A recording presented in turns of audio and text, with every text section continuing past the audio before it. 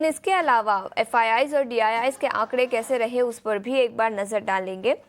FIIs ने कल फिर एक बार बिकवाली की, करीब 4,650 करोड़ की बिकवाली कल के सत्र में दिखी और डीआईआईज ने करीब 4,500 करोड़ की खरीदारी की। इंडेक्स फ्यूचर्स में 1,570 करोड़ की बिकवाली, इंडेक्स ऑप्शंस में करीब 50,800 करोड़ की खरीदारी दिखी। स्टॉक फ्यूचर्स में 3,040 करोड़ की बिकवाली, वही स्टॉक ऑप्शंस में भी करीब 35 करोड़ की खरीदारी कल के सत्र में दिखी। लेकिन पूरे 2024 में एफआईआई की बिकवाली का ट्रेंड काफ़ी जोर पकड़ता हुआ नजर आया और पिछले कुछ दिनों में भी वो ट्रेंड कंटिन्यू हुआ। लेकिन याद रखें कल के सत्र में ज़्यादा कुछ एक्शन नहीं था, लेकिन आज नए साल का पहला सत्र होगा। कौन से लेवल्स पर आपको नज़र रखनी चाहिए और स्ट्रैटेजी क्या बनानी चाहिए, ये बताने के लिए अब हमारे साथ डिम्पी जुड़ चुके हैं। डिम्पी, गुड मॉर्निंग और सबसे पहले तो हैप्पी न्यू ईयर आपको। बताएं कौन से लेवल्स पर नज़र रखें। ठीक है डिम्पी, हमारे साथ थोड़ी ही देर में जुड़ेंगे, लेकिन तब तक कल बाजार की चाल कैसी रही एक बार उस पर नजर डाल लेते हैं। याद रखिए एक महीने के निचले स्तर पर निफ्टी कल बंद होता हुआ नजर आया। पिछले कुछ दिनों से कमजोरी दिखी थी। 100 अंकों की कमजोरी के साथ निफ्टी 23,650 के आसपास ट्रेड करता हुआ।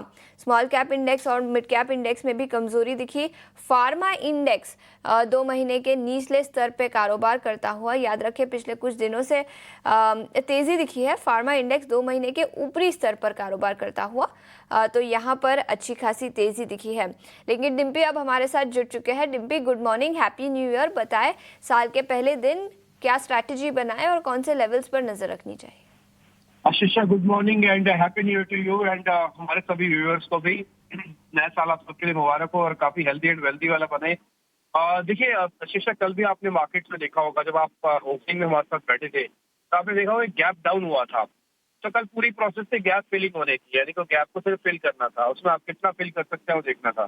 कल जब 350 से 400 पॉइंट बैंक निफ्टी गया तो उसने भी काफी हद तक फिल किया। फिर निफ्टी भी करीब 150 पौने 200 पॉइंट तक नीचे चला गया था, उसने भी उसको फिल किया। कुल मिला के मार्केट के अंदर ये गैप डाउन गैप अप हो रहा है तो सस्टेन नहीं हो रहा, और गैप डाउन हो रहा है तो वो भी सस्टेन नहीं हो रहा है, वो भी फिलअप हो रहा है। तो मार्केट अभी क्योंकि नए नए जॉनर के अंदर आई है, अभी नई सीरीज के अंदर आई है, स्टार्टिंग में कहा है सीरीज काफी लंबी है और काफी बड़ी सीरीज है। 29 जैन तक जाएगी, 30 जैन तक जाएगी, मल्टीपल ट्रिगर्स हैं और थोड़ा ग्लोबली भी छुट्टी वगैरह चल रही है। तो इस सारी चीजों को कैलकुलेट करने पर ऐसा लग रहा है कि मार्केट में भी टेक सम मोर टाइम। 8 दिन तो कम से कम एक दिन और।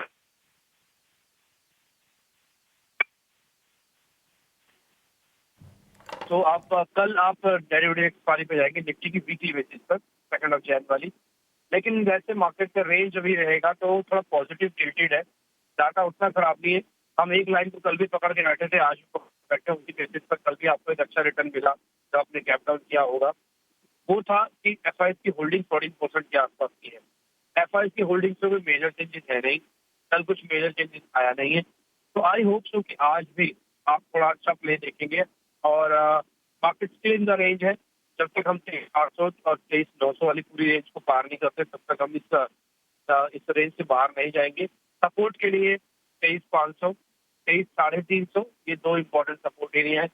मार्केट के अंदर ये सपोर्ट एरिया बरकरार रहने की प्रोबेबिलिटी काफी हाई दिखती है। मैं बैंक निफ्टी पे भी आऊंगा, बैंक निफ्टी भी स्टिल रेंज है, उसके अंदर भी अगर आप देखेंगे तो 50,800 बहुत अच्छे से प्रोटेक्टेड हुआ। कल भी मार्केट ने कल काफी हद तक, मैं बोलूंगा मेजोरिटी ऑफ द टाइम कल उसने 50,800 के इर्द गिर्द निकाला।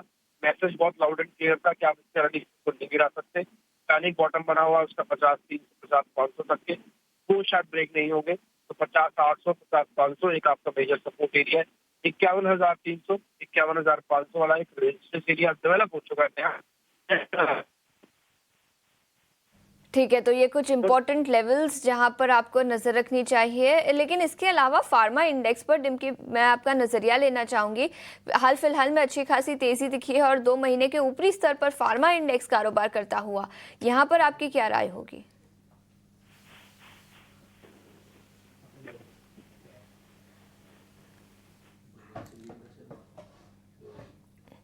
ठीक है, डिम्पी से हमारा संपर्क नहीं हो पा रहा, लेकिन बहुत बहुत शुक्रिया आज की रणनीति बताने के लिए, और इसके अलावा कौन से लेवल्स पर हमें नजर रखनी चाहिए उस पर भी हमने चर्चा की। आगे बढ़ते हैं बाजार में विस्तार में चर्चा करने के लिए। अब हमारे साथ एंजल वन के senior technical analyst Devang Shah भी जुड़ चुके हैं। देवांग जी, बहुत बहुत शुक्रिया समय निकालकर जुड़ने के लिए, और सबसे पहले हैप्पी न्यू ईयर आपको और आपकी टीम को। कल की सुस्ती के बाद आज आपकी रणनीति क्या होगी? Very good morning and wish you happy new year. बात करें निफ्टी की तो हमने देखा है कि फास्ट 2 डेज में कंसोलिडेशन देखने मिला है। कल भी हमने देखा कि जब निफ्टी ने एक करेक्शन के बाद वापस एक रिकवरी दी, ऑलमोस्ट अपने क्लोजिंग के पास कल भी एक क्लोज दिया है। तो आई थिंक अभी भी हमें लगता है कि रेंज बाउंड मार्केट ही देखने मिल सकता है। जहां तक सपोर्ट की बात करें 23,400 इमीडिएट सपोर्ट है निफ्टी के लिए, 23,800 रेजिस्टेंस है। तो हमें लगता है दायरे में ही देखने मिल सकता है निफ्टी। तो ट्रेडर्स को सजेशन रहेगा कि स्टॉक स्पेसिफिक अप्रोच रखिए मार्केट में। स्पेसिफिक अप्रोच रखने की सलाह, रेंज बाउंड इंडेक्स रह सकता है। तो देवांग, इसी नोट पर स्टॉक स्पेसिफिक आइडियाज आपके कौन से होंगे? तो फर्स्ट स्टॉक क्या रहेगा वोल्टास का। वोल्टास में देखा काफी अच्छा अट्रैक्शन देखने मिला है। On the lower side stock ने सपोर्ट लेकर अपसाइड रिज्यूम किया है, तो वोल्टास खरीदने की सलाह है। स्टॉप लॉस रखने 1750, टारगेट है 1845। नेक्स्ट स्टॉक रहेगा यहाँ पे डिविस लैब। हमने देखा फार्मा सेक्टर्स में काफी अच्छा आउट परफॉर्म किया है। हमें लगता है इसमें और भी आगे भी अपसाइड देखने मिल सकता है। तो इसमें डिविस लेबोरेटरी है। डिविस लेबोरेटरी की बात करें तो ओवरऑल जो स्ट्रक्चर है हाइट ऑफ हाइट स्ट्रक्चर में डेली चार्ट पे है। कल पास्ट 2 डेज से हमें एक अच्छा एक वॉल्यूम के साथ अपसाइड देखने मिला है। तो अभी भी लगता है कि इसमें और अपसाइड देखने मिल सकता है। तो डिविस लैब खरीदने की सलाह है। स्टॉप लॉस रखना है 5970, टारगेट है 6330।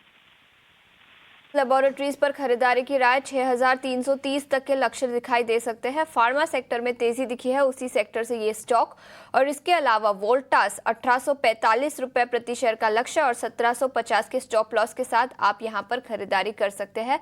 ये राय देवांग की तरफ से। शुक्रिया समय निकालकर हमारे साथ जुड़ने के लिए। बढ़ते हैं कमोडिटी मार्केट पर नजर डालते हैं, और कमोडिटी मार्केट पर रणनीति बताने के लिए आज हमारे साथ केडिया सिक्योरिटीज के अजय केडिया जुड़ चुके हैं। मिस्टर केडिया, गुड मॉर्निंग, और सबसे पहले हैप्पी न्यू ईयर आपको। प्रेशियस मेटल्स मार्केट में 2024 में तो काफ़ी अच्छा उछाल करीब 24 से 26% का दिखा, लेकिन ट्रेडिंग के लिहाज से शॉर्ट टर्म में कौन से लेवल्स पर सोने और चांदी पर नजर रखें? Very good morning Ashish ji, आपको भी और सभी दर्शकों को की शुभकामनाएं। डेफिनेटली 2024 था वो काफी शानदार रहा है बुलियंस के लिए। इनफैक्ट अगर 9% की ड्यूटी एडजस्टमेंट हटा दे तो लगभग 30% का रिटर्न कोई भी एसेट क्लास में मायने रखता है। 2025 में भी उम्मीद है कि सोना चांदी चमकता हुआ दिखाई देगा, जिधर से ग्लोबल टेंशन ये सब बने हुए। लेकिन ट्रेडिंग पॉइंट ऑफ व्यू से अगर आज की बात करें तो आज हॉलीडे मूड है, वॉल्यूम्स कुछ भी नहीं है और साथ में डेटा पॉइंट भी कुछ भी नहीं। इसके लिए मार्केट एक दायरे में रहेगा। पिछले 2 दिन से ये दायरा मेंटेन है। 76,500 पे गोल्ड को लेना है, 76,200 का स्टॉप लॉस लगाना है, 76,900 से 77,000 तक का लेवल गोल्ड में दिख सकता है। वहीं अगर चांदी की बात करें तो चांदी में एज ऑफ नाउ चाइना से कोई नए अपडेट्स नहीं है। बेस मेटल में दबाव है, जिससे से चांदी थोड़ी सी अंडर परफॉर्मिंग जरूर है, बट 87,000 का अच्छा सपोर्ट है, वहां पे बाई कीजिए। 86,300 का स्टॉप लॉस लगाइए।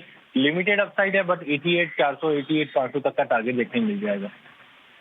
तो सोने और चांदी दोनों पर खरीदारी की राय 76,900 तक के लेवल्स सोने पर, और चांदी में 88,400 तक के लेवल्स नजर आ सकते हैं। लेकिन इसके अलावा नेचुरल गैस में पिछले कुछ दिनों में अच्छा उछाल दिखा है। विंटर ज़्यादा तेज हो सकती है, जिसके चलते नेचुरल गैस की डिमांड बढ़ी है। तो यहाँ पर क्या राय होगी? देखिए, नेचुरल गैस की अगर बात करें तो परसों हमने 17% का बड़ा जंप आते हुए देखा। कल नो डाउट 4% की गिरावट जरूर थी, बट जंप का जो कारण है वो 3 कारण है। पहला है पोलर वॉर्टेक्स, मतलब सीवियर ठंड होने वाली है, जिसकी वजह से हीटिंग डिमांड बढ़ेगी। ये एक सपोर्टिव है। सेकेंडली, जो रशिया और यूरोप के बीच में जो पाइपलाइन है वाया यूक्रेन, ये शट डाउन कर दी गई है, क्योंकि कोई भी नए रिन्यूअल्स नहीं हुए हैं, जिसकी वजह से कंसर्न है सप्लाई को लेके।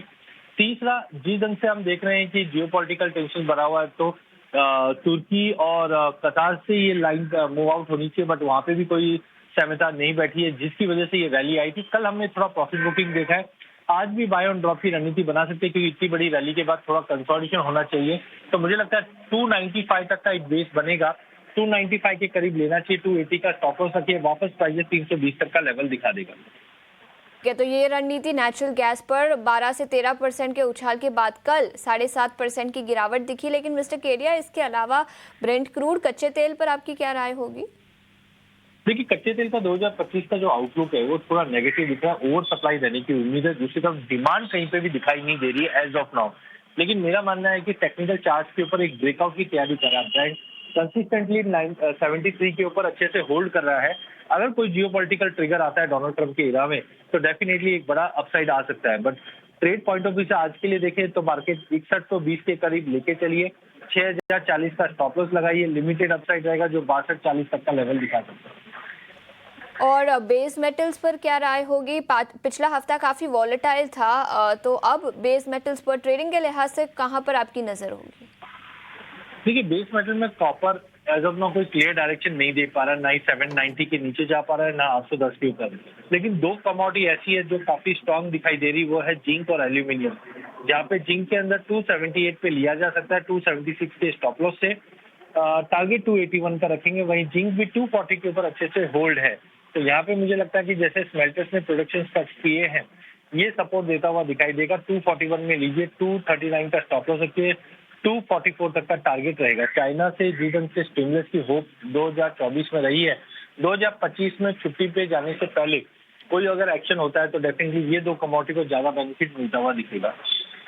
तो जिंक और एल्यूमिनियम दोनों पर खरीदारी की राय। एल्यूमिनियम पर 244 तक के लेवल्स नजर आ सकते हैं। मिस्टर केडिया, बहुत बहुत शुक्रिया समय निकालकर हमारे साथ जुड़ने के लिए और कमोडिटी मार्केट पर अपनी रणनीति बताने के लिए।